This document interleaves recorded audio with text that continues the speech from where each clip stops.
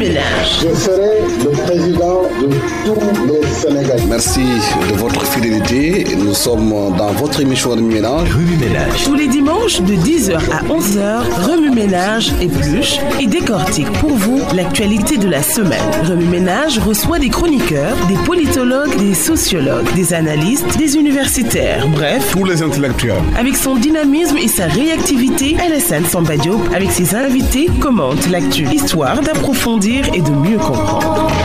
Remue Ménage. Le possible et probable report des élections locales de 2014, quelle analyse en faire? La marche du PDS du 8 octobre dernier, quels enseignements en tirer? Les 40 milliards de francs CFA injectés dans l'économie nationale pourront-ils relancer la machine? Pour débattre de toutes ces questions d'actualité, Alassane Samba Diop reçoit ce dimanche 13 octobre dans Remue Ménage Thierno Talla, directeur de publication du quotidien L'As, et Vieux Savané, directeur de publication de Sud Quotidien. Remue Ménage, dimanche, 10h, 11h, sur la radio de toute l'actualité, RFM.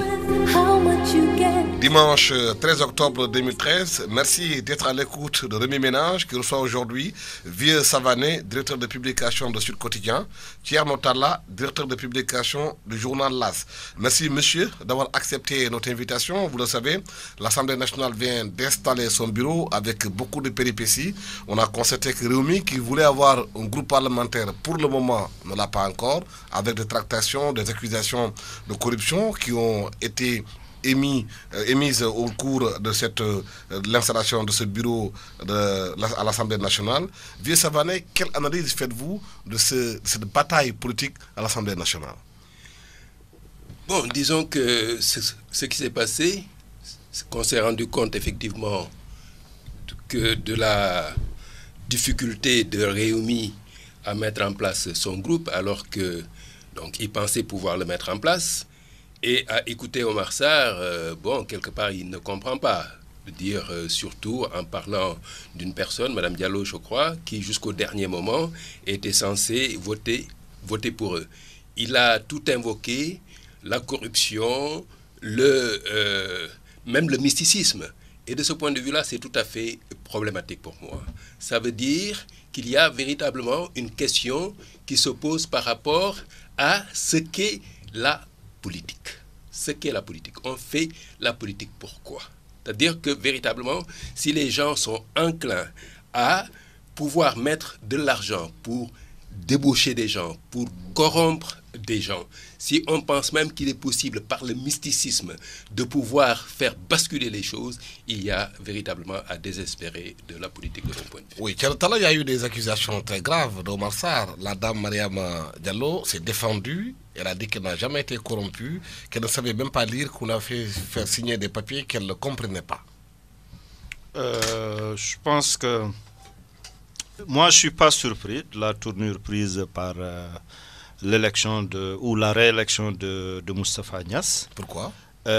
Parce que malheureusement, comme on le constate, l'Assemblée nationale n'a pas connu de rupture.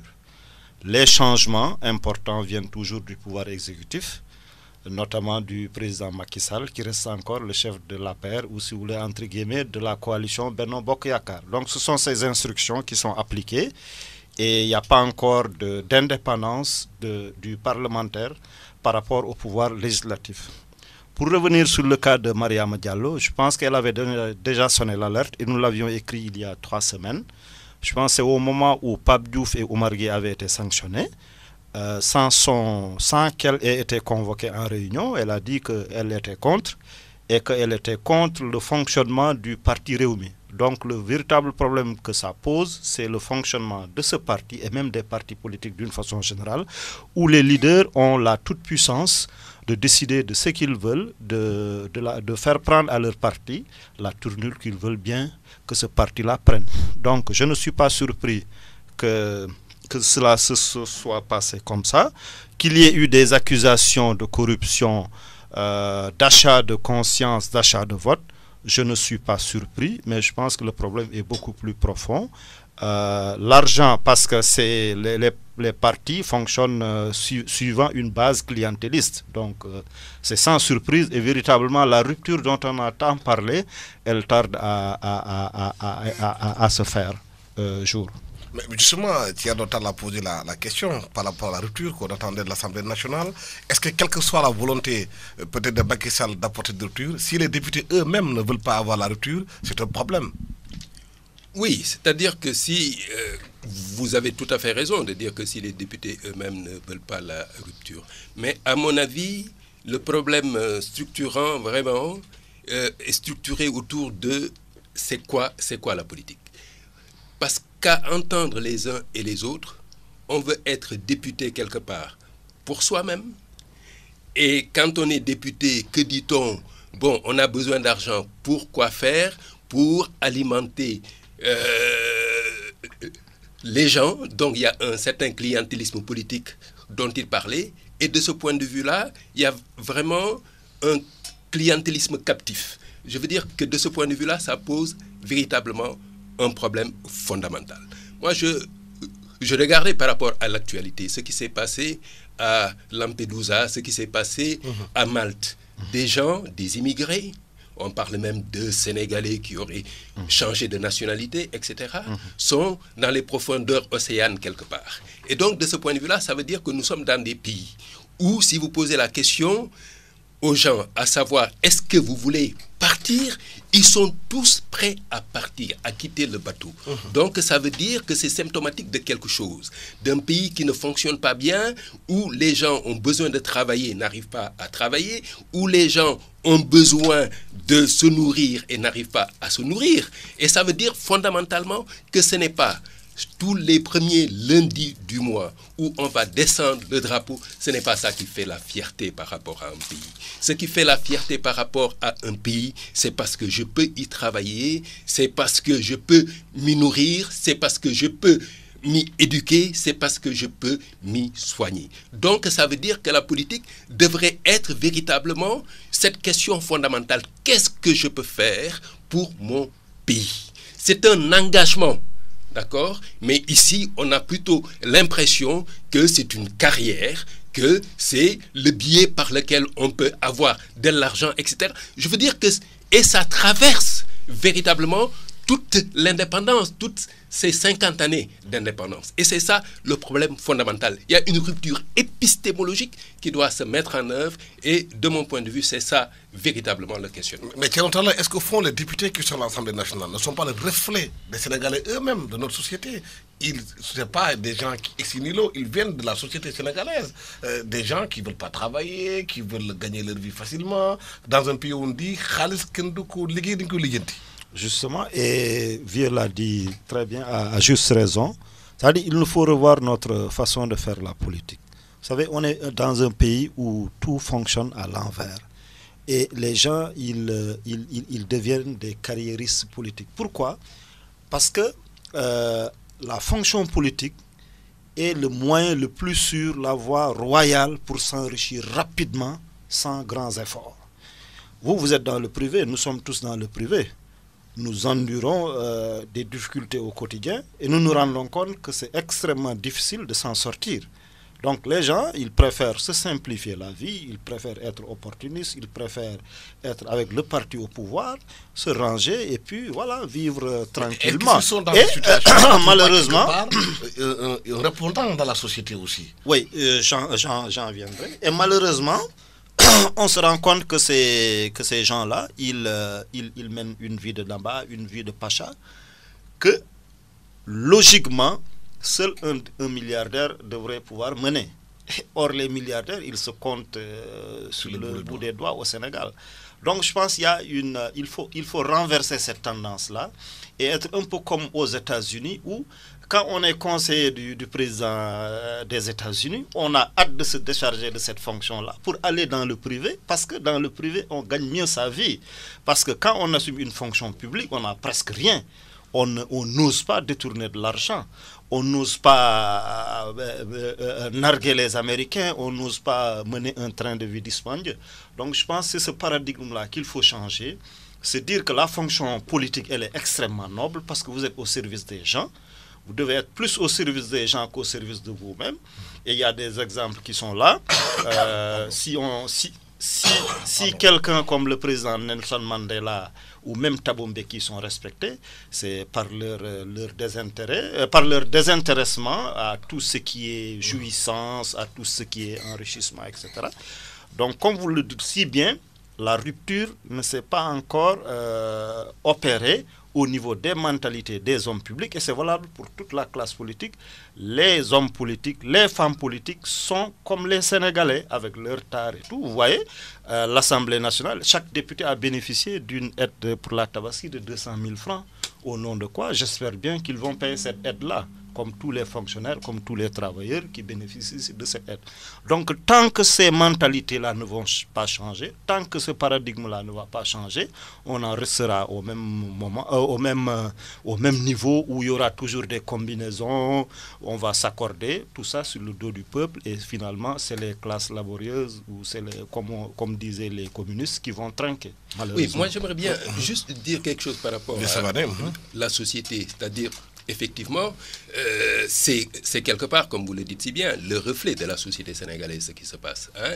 Mais je veux dire, en même temps, il faut véritablement comprendre la mission du politique. L'élite doit donner l'exemple, c'est ça? L'élite doit donner l'exemple quelque part. Je veux dire qu'aujourd'hui, par exemple, ce qui est évident, c'est qu'on sent très bien que ce que l'on appelle la traque des biens mal acquis, c'est une demande sociale. Absolument. On sent véritablement de la part des Sénégalais, de manière diffuse, confuse, comme on veut, une volonté quelque part, une espérance véritablement de bonne gouvernance, que les choses changent. Les gens veulent véritablement que les choses changent et qu'on s'inscrive véritablement dans le domaine de la transparence et de la bonne gouvernance. Et il y a la responsabilité de l'élite politique. Je veux dire que partout ailleurs, si ça a marché, c'est parce qu'il y a eu des leaders qui ont mis le là.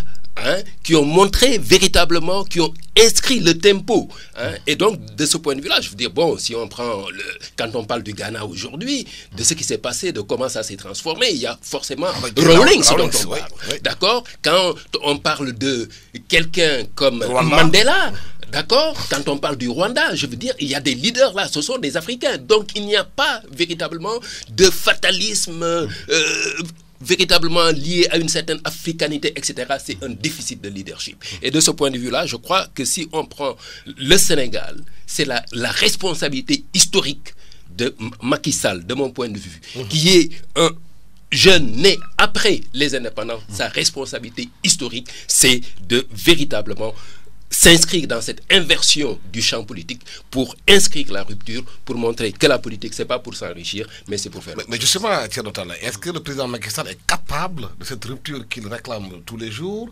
vu les gens qui l'entourent, vu les habitudes qui ont été là, est-ce que lui seul, il est capable de mettre en place cette rupture attendue par les Sénégalais? Bon, je pense que malheureusement, Macky voulait bien susciter cette rupture-là, mais malheureusement, il est tombé dans un excès de générosité, dans un manque d'audace qui fait que son quinquennat semble capturé par des lobbies. Son quinquennat semble pratiquement plombé s'il ne fait pas preuve d'audace.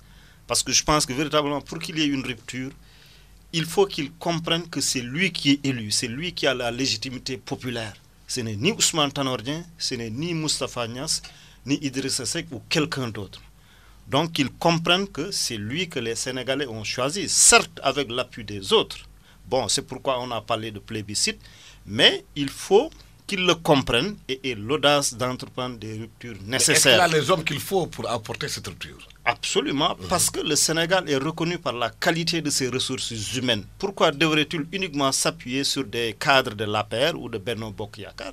Même s'il y a des cadres compétents au PDS, il faut aller les prendre. Il faut prendre les meilleurs Sénégalais et les plus compétents, les plus sérieux pour opérer ces changements. Les Sénégalais de la diaspora partout. Donc je pense qu'on ne manque pas de ressources humaines de qualité. Ce qui manque, c'est l'audace politique. Et comme je dis, il pêche par excès de générosité. Parce qu'en fait, c'est une espèce de partage du gâteau et tout le monde prend sa part et se tait. Et j'ai peur qu'on ne tombe dans les travers du Mali avec ATT où il y a eu une sorte d'unanimisme, où tout le monde a pris sa part et s'est tu. Et malheureusement, on a vu comment ça s'est terminé. Donc je pense qu'il veut bien opérer des changements, Mais je souhaiterais qu'il fasse preuve de plus d'audace et d'un peu de machiavélisme pour que les choses aillent mieux. Le plus d'audace commence d'abord par le respect du calendrier républicain. Le président avait dit qu'il va respecter le calendrier républicain. Aujourd'hui, on parle de l'idée de reporter les locales jusqu'en juin 2014, sans concertation. Il y a une sorte de disharmonie dans les propos du président et de la première ministre.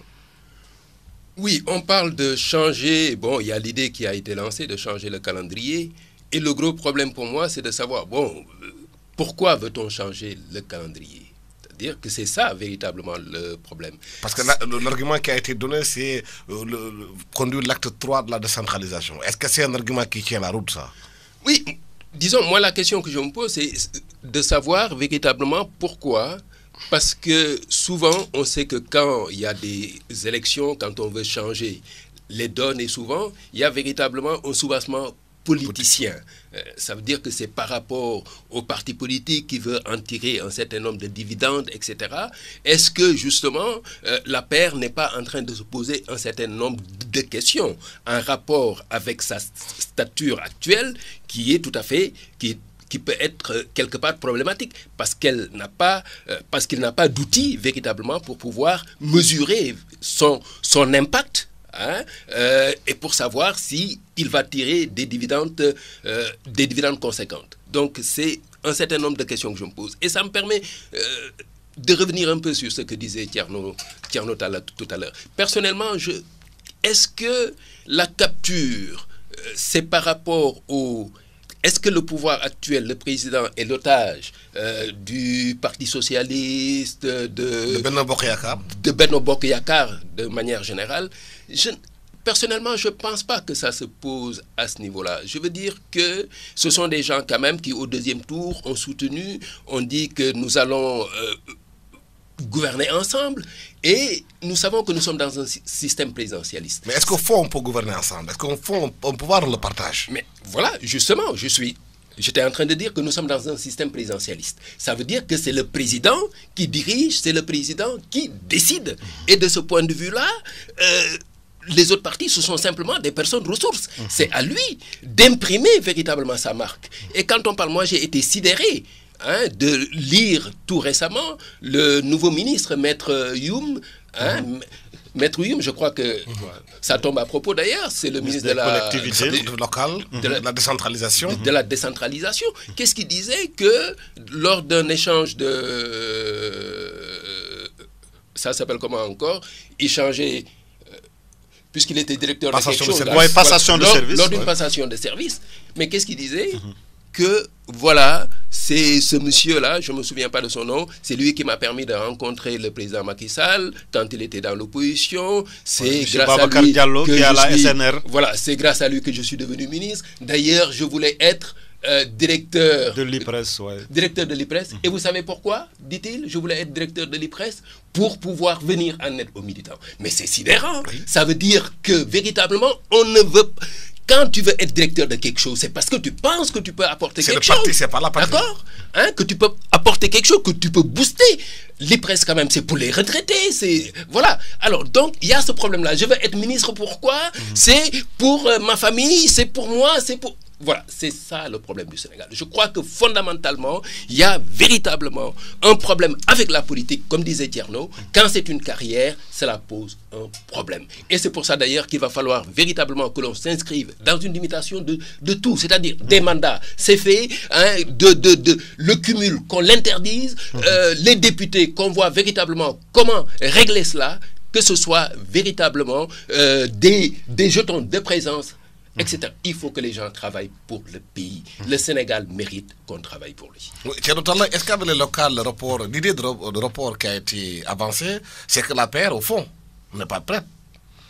Oui, c'est une des raisons majeures qu'on ne dit pas, parce que quand on fait la cartographie électorale, on se rend compte qu'il sera extrêmement difficile à la paire de gagner une grande ville, une grande ville entre guillemets, autre que Fatick, si tant est que Fatick soit une ville majeure.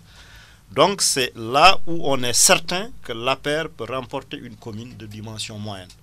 Sinon, que vous preniez Dakar, Pikine, Guédiawaye, Thiès, etc., Louga, Ziguinchor, c'est presque certain que l'APR ne pourra pas remporter une de ces grandes villes-là. Donc c'est, à mon avis, donc il y a un calcul politicien. Donc pour se donner du temps. Oui, mais c'est de bonne guerre aussi. En politique, je pense qu'on n'est pas des enfants de cœur, on n'est pas un bon samaritain, on n'est pas des... C'est toujours calculé, c'est toujours intéressé. Donc quand l'APR se sentira plus ou moins prête, les élections auront lieu. Mais on peut s'estimer, disons, heureux que le renvoi ne puisse pas excéder le mois de juin. Parce que c'est une des raisons qu'ils ont invoquées, à savoir qu'il y a des textes de la CEDEAO aussi qui interdisent de changer le code électoral à 6 mois, les élections, l'hivernage, etc. et tout. Et le Premier ministre a eu à dire que jamais les élections locales ne se sont tenues à date issue. Quand je refais le point de 84 à 2014 pratiquement, je pense à chaque fois il y a eu un renvoi d'au moins une année. Après les élections de 84, les municipales se sont tenues en 90, donc une année de retard. Après 90, c'est 96, dont on garde de très mauvais souvenirs, avec des vols de camions, d'urnes, etc. Ensuite, il y a eu 6 ans après, en 2002, et en 2009, où il y a eu un retard pratiquement de 2 ans.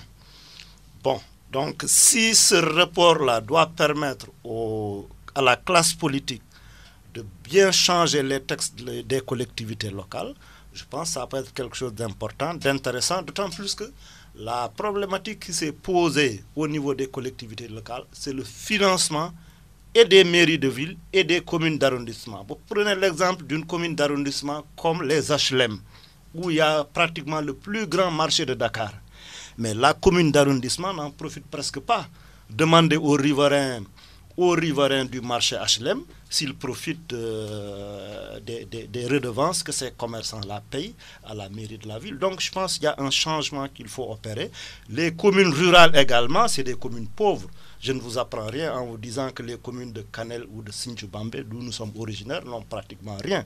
Donc si ça doit permettre ce renvoi-là de réfléchir sur les questions fondamentales qui se posent au financement des collectivités locales, au cumul des mandats dont parlait Vieux Savané, parce que moi je vois mal qu'un maire de Diourbel ou un maire de Louga puisse continuellement séjourner à Dakar alors que ses administrés ont besoin de lui au quotidien. Je pense que tout ça, comme je l'ai dit, si ça doit servir à apporter des changements majeurs dans les collectivités locales, moi je suis preneur et je souhaite que ça n'excède pas 6 mois, que ça n'aille pas au-delà du mois de juin et qu'à partir de cette date, qu'on fasse tout pour que les élections locales se tiennent à date issue. Parce qu'il est hors de question, par exemple, de renvoyer une élection présidentielle.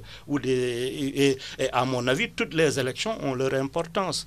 Aucune n'est plus importante que l'autre.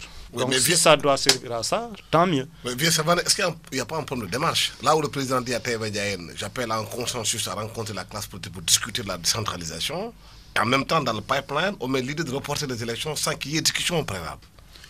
Oui, bon, disons qu'on peut effectivement penser que quelque part qu'il y a eu une petite erreur ou une erreur de communication, parce que j'imagine que c'était un peu dans leur... qu'ils avaient intériorisé cela, hein, l'idée du report, mais je veux dire que ça aurait été plus correct de discuter d'abord, d'échanger, et puis véritablement de faire penser que la décision qui en découle est une décision consensuelle. En tout cas, c'est une décision qui... Et cette annonce a été faite sur RFI. Préalable. Oui, cette décision a été faite sur RFI. Voilà. Bon, mais moi, je lisais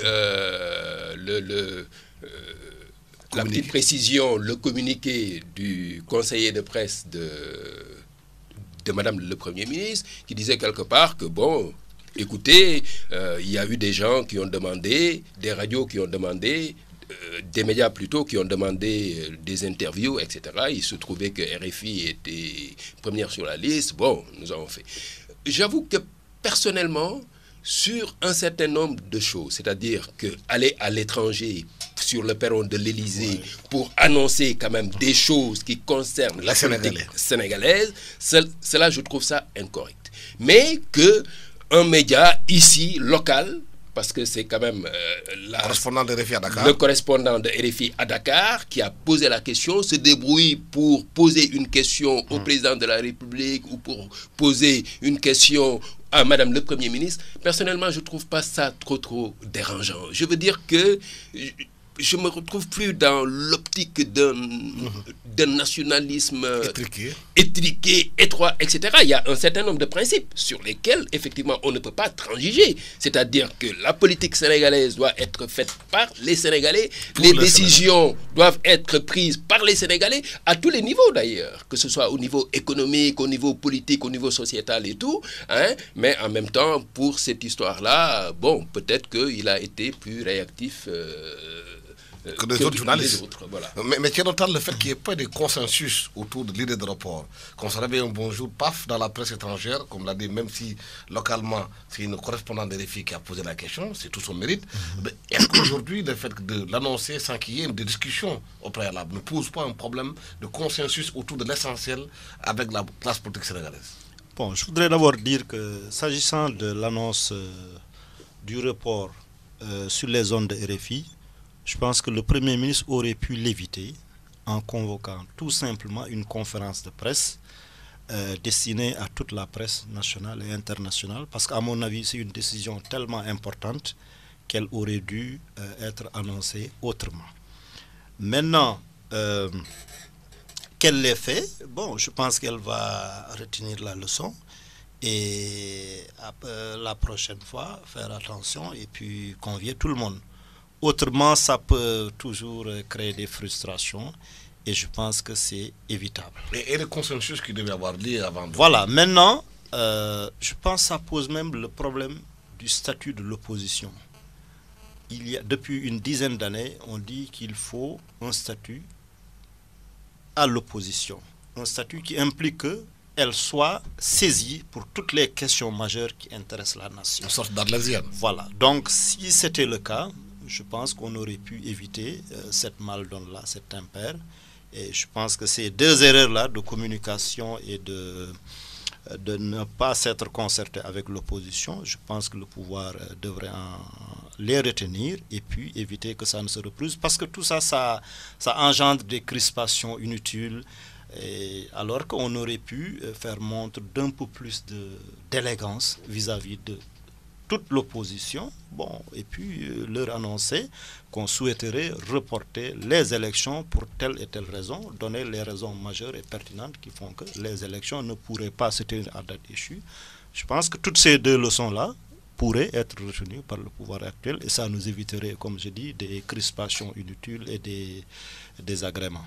Mais les crispations sont déjà là. Hein. On a vu la marche du Parti démocratique sénégalais des libéraux par rapport à la vie chère. Il y a eu des slogans qui sont sortis. Certains disent, est-ce qu'il marchait réellement pour la vie chère au Sénégal ou bien est-ce qu'il marchait pour demander la libération de Karim Wade? Oui, c'est-à-dire que bon, le fait qu'il marche, le fait qu'il y ait une crispation de ce point de vue-là, c'est-à-dire que l'opposition joue son rôle, je pense que c'est tout à fait salutaire. C'est-à-dire que nous sommes, comme disait Tierno tout à l'heure, ce qu'il faut absolument éviter, c'est ce consensus mou. C'est-à-dire qu'il faut véritablement qu'une opposition puisse se mettre en œuvre, parce que le dynamisme d'une démocratie, c'est lié aussi au dynamisme de son opposition et au dynamisme de ses médias et au dynamisme de sa société civile. Et donc, de ce point de vue-là, je pense que c'est véritablement important. Mais en même temps, quand on regarde cette marche-là, on se pose des problèmes. Hein? On se demande, est-ce que véritablement ça s'inscrit dans une posture oppositionnelle ou bien est-ce que véritablement c'est pour... c'est marcher pour marcher, hein? Ou bien c'est pour réclamer la libération de Karim Wade. Hein? Et ça pose un problème. Je veux dire, il y a eu véritablement un problème de lisibilité, hein, de mon point de vue. Hein? Et puis, voilà, je pense que, puis ça dénotait quelque part, que le parti démocratique, le PDS lui-même, est en train de se chercher aujourd'hui, parce qu'on ne sait pas, les gens ne se sont pas fédérés derrière un leader, il n'y a pas de vision, hein, et... Voilà, je crois que quelque part, c'est révélateur de tout cela. Tcherno, comment analysez-vous la marche du PDS où certains Sénégalais se demandaient est-ce qu'ils marchaient réellement pour se préoccuper des problèmes des Sénégalais ou bien est-ce que c'est parce que parmi d'entre eux il y a beaucoup de traqués par rapport au bien mal acquis que les gens marchent pour sauver leur peau quelque part? Je pense qu'il ne faut pas être dupe. Le premier itinéraire qui avait été tracé par les marcheurs, c'est que la marche devait aboutir à Rebeuss. Rebeuss pourquoi? Pour exiger la libération de Karim Wade. Donc au fond, c'est la raison principale de l'organisation de cette marche. Et je pense qu'Idriss Seck n'a pas voulu tomber dans ce piège. Et il a dit que lui, il ne marcherait pas, si l'on s'en fie au journal Walfadjri, qu'il ne marcherait pas pour la libération de Karim Wade. Maintenant, l'autre problème et c'est heureux que le ministre de l'Intérieur ait autorisé cette marche-là. Bon, qu'elle est encadrée dans une démocratie. Voilà, comme je l'ai écrit l'autre jour, dans une démocratie normale, la marche devrait être banale, banalisée plutôt. Vous savez très bien comment ça se passe aux États-Unis. Vous voyez des gens qui... Tous les jours, il y a des marches. Voilà, tous les jours. Quotidien. À la limite même, il y en a trop, à tel point que c'est devenu très, très banal de marcher. C'est comme une randonnée. Aux États-Unis, vous venez avec vos pancartes, vous insultez quasiment le président et quelques minutes après, c'est un autre qui vient pour soutenir le président. Donc, quoi de plus normal? Moi, je rêve d'un Sénégal où les gens pourraient marcher jusqu'au palais avec leurs pancartes de façon disciplinée ou jusqu'à l'Assemblée nationale et puis qui se disperseraient après, il n'y aurait pas de problème. Mais sinon, ça engendre des tiraillements, de la tension inutile, déjà que les conditions de vie sont difficiles, il fait extrêmement chaud, donc il ne faut pas en rajouter. Donc je pense que le ministre de l'Intérieur, il démarre bien il démarre bien là où il est et je pense que ça devrait continuer à être beaucoup plus facile, beaucoup moins compliqué et que vraiment qu'une marche au Sénégal, ce soit tout à fait banal. Maintenant qu'il marche contre la vie chère, contre les coupures d'électricité, les coupures d'eau, moi je rêve aussi d'un pays vraiment où on ne se mettrait plus à parler de problèmes basiques comme les coupures d'eau, d'électricité. Et je rêve d'un pays, d'un Sénégal émergent, où les gens vivraient mieux, où les gens s'occuperaient d'autres questions que celles de la pénurie d'eau ou de... Et ce manque de visibilité dans le discours qui fait qu'aujourd'hui les PDS semblent chercher, ils n'ont plus de leader. Abdoulaye Wade est à Versailles, il semble que c'est de là-bas qu'il donne les directives. Oui, il y a un problème de réorganisation, de succession qui se pose au niveau du PDS et le problème est d'autant plus complexe qu'il y a beaucoup de têtes qui émergent et dont personne ne veut céder la place à l'autre, que ce soit Habib Sy, Oumar Sarr, les Souleymane Ndéné. Bon, tout le monde se dit qu'il est l'héritier légitime du Parti démocratique sénégalais, sans compter Idrissa Seck aussi, qui se présentait quelquefois comme l'actionnaire ou majoritaire, ou en tout cas très très fort au niveau du PDS.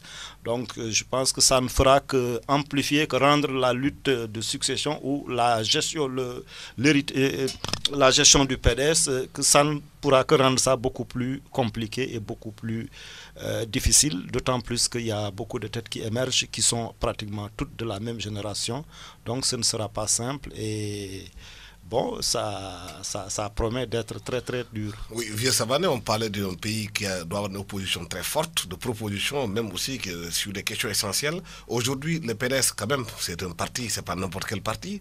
Quel avenir pour le PDS dans l'opposition? Quel avenir pour le PDS dans l'opposition? C'est déjà de pouvoir se positionner en force véritablement dans l'opposition autour d'un leader reconnu et respecté. Et de ce point de vue-là, c'est vrai que ce n'est pas demain la veille parce qu'on sent tout un tiraillement, personne ne reconnaît, chacun pense qu'il a la légitimité d'être le patron. Certains même sont sortis, ont créé des mouvements à travers l'appel de Macky Sall. Voilà. Alors donc, de ce point de vue-là, peut-être qu'il faut plus que jamais savoir que la dévolution monarchique, là, ce n'est pas possible, même au sein du parti. Pourquoi ne pas faire appel aux militants? Que les militants puissent désigner, faire un congrès, qu'il y ait un vote, etc. Et qu'à l'issue de ce congrès-là, puisse surgir le leader derrière lequel tout le monde va se reconnaître parce que ce sera un choix démocratique. Mais peut-il faire un congrès aujourd'hui où pratiquement la plupart d'entre eux sont traqués dans l'histoire de bien mal acquis, que chacun essaie de sauver sa tête? Ah oui, mais bon, personnellement, je sais pas, je serais même prêt à dire que si quelqu'un pense qu'il faut qu'il sauve sa tête, ben, il n'a qu'à sortir du champ politique. Ça veut dire que quelque part, moi, véritablement, aujourd'hui, faire de la politique, c'est avec une certaine dose éthique. Je veux dire, quelqu'un qui a pensé que la politique, c'est la politique du ventre, véritablement n'a plus rien à faire dans ce champ-là. Hein? Je veux dire qu'il faut véritablement que ce soit un moment pour renouveler, pour refonder véritablement le champ politique. Je veux dire que c'est ça véritablement qui est important. On ne peut pas dire la traque des biens mal acquis est une chose extrêmement importante. Il faut que dans ce pays-là, que les gens sachent que l'impunité, que c'est terminé. C'est-à-dire que le gros problème, ce n'est pas la corruption. Le problème, c'est l'impunité. On le sait. Et on sait que durant la mandature ouadienne, mais même les mendiants aujourd'hui, quand ils vous disent... moi, quand j'étais jeune, c'était Yalnanga de Maka. Mais bon, après, Yalnanga 100 francs ou je sais pas quoi. Mais aujourd'hui, eh ben, Yalnanga a un milliard. Mais c'est quand même de la folie. Ça veut dire que quelque part, ça rend compte véritablement du changement qui s'est passé dans ce pays-là où on s'est rendu compte que des gens qui prenaient le car ou qui marchaient sont devenus subitement des milliardaires à cause de quoi? Alors, donc, véritablement, je pense que c'est ça. La politique, c'est autre chose. Ça devrait être autre chose. L'opposition, ça devrait être, disons, aussi autre chose. Et on a l'impression qu'aujourd'hui, que les gens se demandent, comme dirait Wad, hein, donc, véritablement, tout le monde là est là en train de se dire, mais pourquoi pas moi aussi, je peux être président.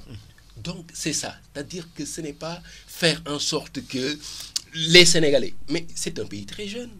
C'est un pays très jeune. Mais les gosses là, ils veulent aller à l'école. Les gosses, ils veulent se soigner. Ils veulent travailler dans nos campagnes, mais marcher, sortez un peu. Mais c'est incroyable, des gens qui n'ont pas d'eau, qui sont dans des conditions extraordinaires, alors que le pays a des potentialités énormes. Donc, il y a du boulot à faire et une opposition aussi doit servir à cela. Oui. Mais Thierno Talla, il y a certains spécialistes de sciences politiques qui disent que dans les pays africains, il y a la théorie du trickle down. C'est-à-dire que les gens prennent l'argent, redistribuent ça dans leur entourage, et dès qu'ils ont des problèmes, ce sont ces mêmes gens-là qui vont les défendre. On assiste à ce genre de choses-là ici au Sénégal. Oui, en fait, c'est ça qu'on disait il y a quelques instants en parlant de clientélisme politique.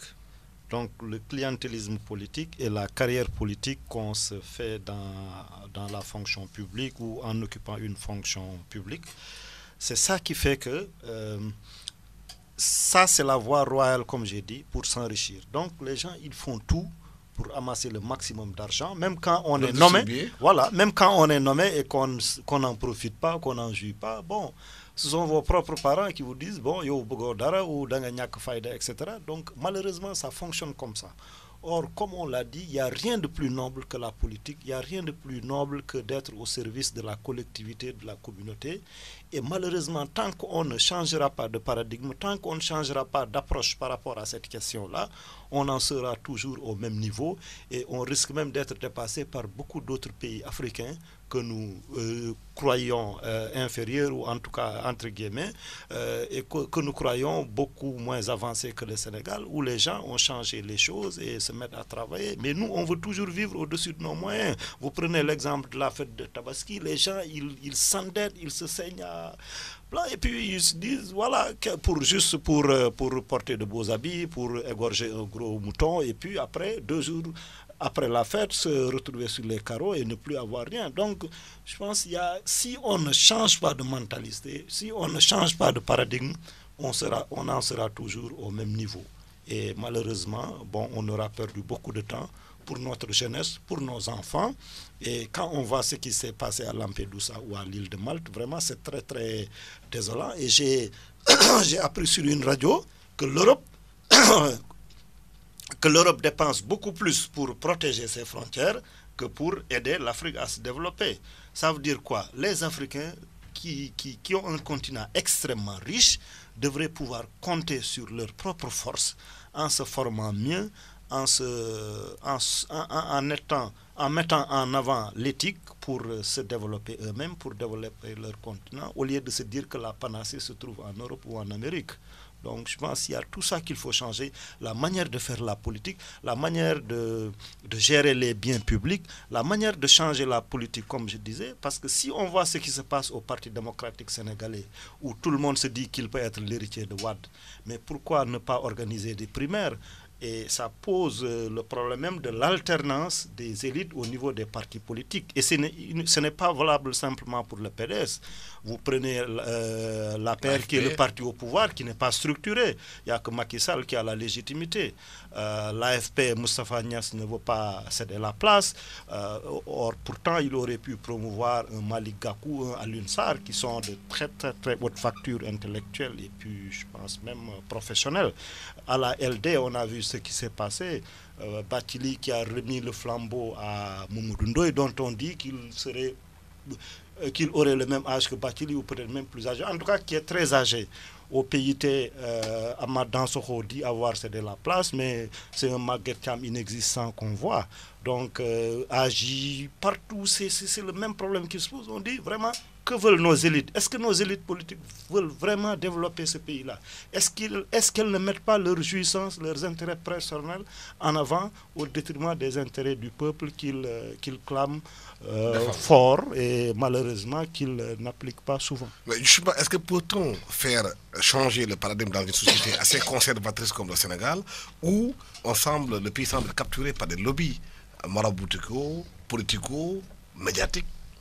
Mais le Sénégal est un pays fantastique, je trouve, d'une complexité extraordinaire. Ça veut dire que véritablement, c'est un pays qui a cette capacité à gérer la complexité.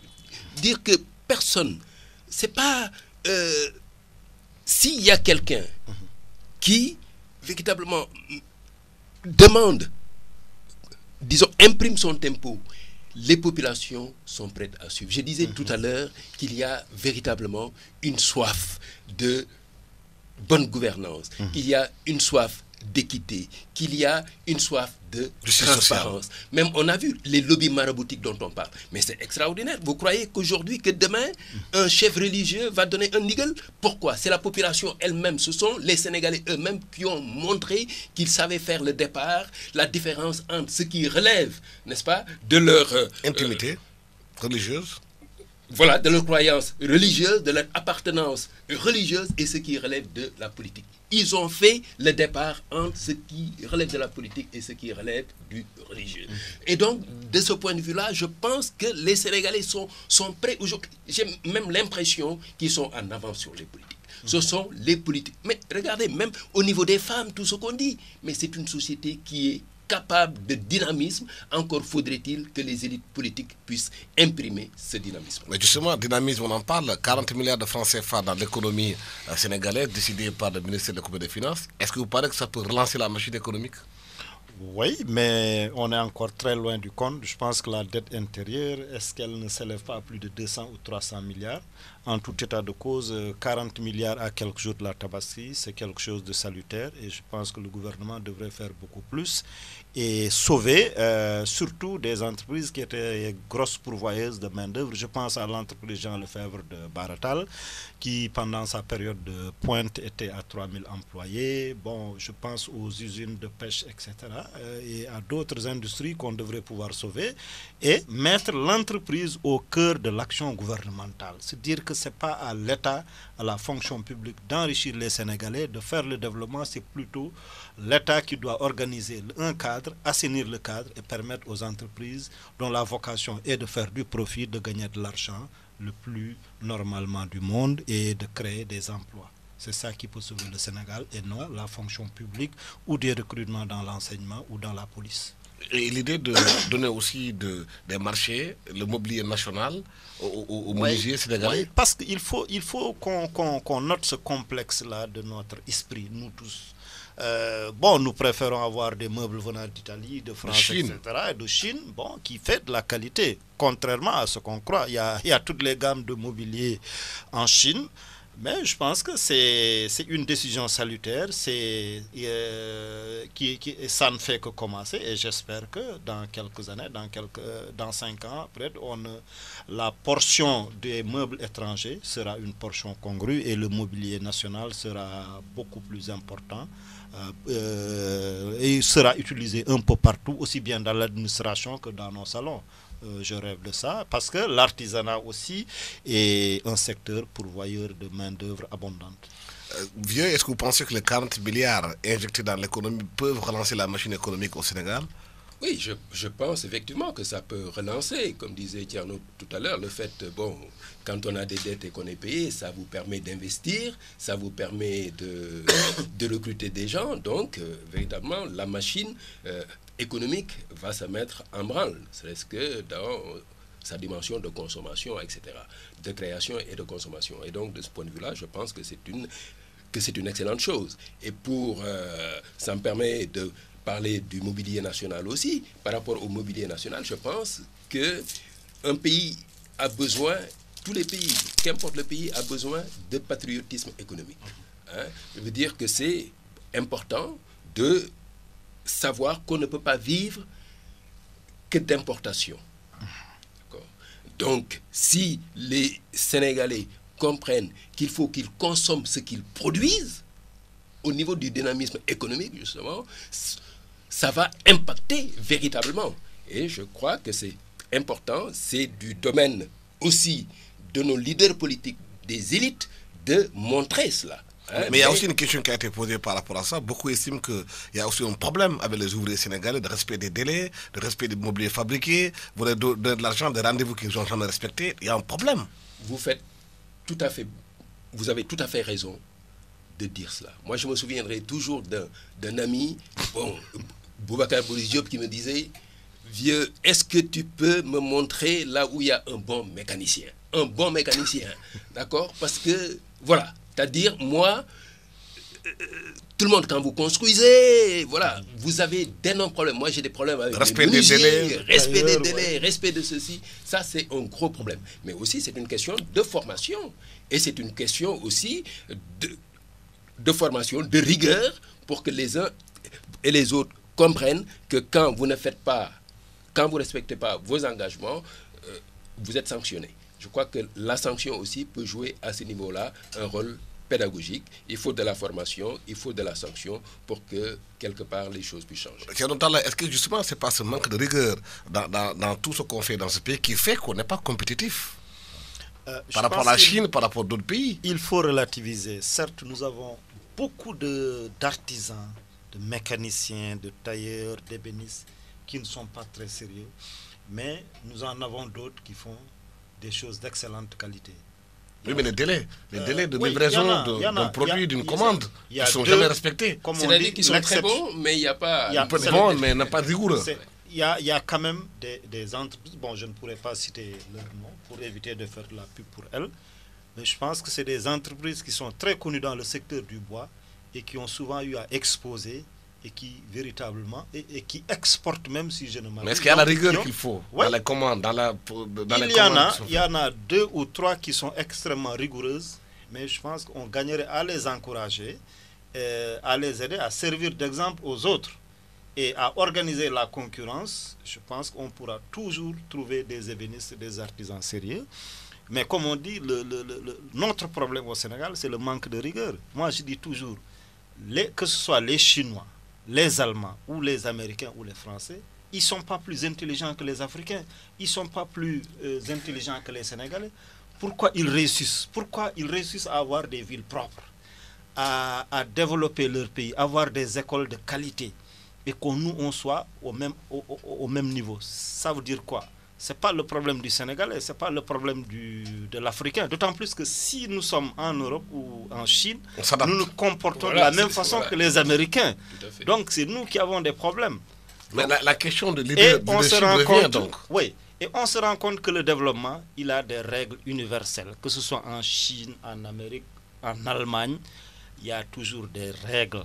C'est l'ordre et la discipline. Vous êtes impressionné quand vous débarquez dans un aéroport américain ou même dans un aéroport turc. Pourquoi ont-ils des aéroports propres alors que nous, c'est innommable. Donc il y a ce problème-là. Comme on disait, il nous faut changer de paradigme, changer de mentalité, se dire que c'est possible, mais à condition que nous fassions la même chose que les autres, en étant disciplinés, organisés, rigoureux, et c'est possible en gérant sérieusement nos biens publics, le peu de biens publics que nous avons, parce que le drame du Sénégal aussi, c'est notre pauvreté, c'est le manque de ressources naturelles abondantes. Nous n'avons pas de pétrole, nous avons un peu d'or, donc le peu que nous avons, gérons-le de façon vraiment rationnelle et vertueuse. Mais Vieux Savano, on a l'impression, peut-être que ce qu'on dit aujourd'hui, on l'a dit depuis plusieurs années, le problème c'est l'action, c'est la mise en œuvre de ce qu'on dit. C'est ça qui pose le problème dans ce pays. Ah oui, non, c'est ça qui pose le problème. C'est ça qui pose problème, c'est-à-dire cette absence. On parle, mais on n'agit pas. On parle, on n'agit pas, mais en même temps, je crois que les choses sont en train de bouger un peu quelque part, c'est-à-dire que les populations sont beaucoup plus quand même regardantes aujourd'hui. Je crois qu'il y a une pression de la société civile, il y a une pression des médias qui est beaucoup plus prégnante, et de plus en plus, les leaders comprennent véritablement qu'ils ne peuvent pas faire tout ce qu'ils veulent n'importe comment. Voilà, le temps que nous est imparti est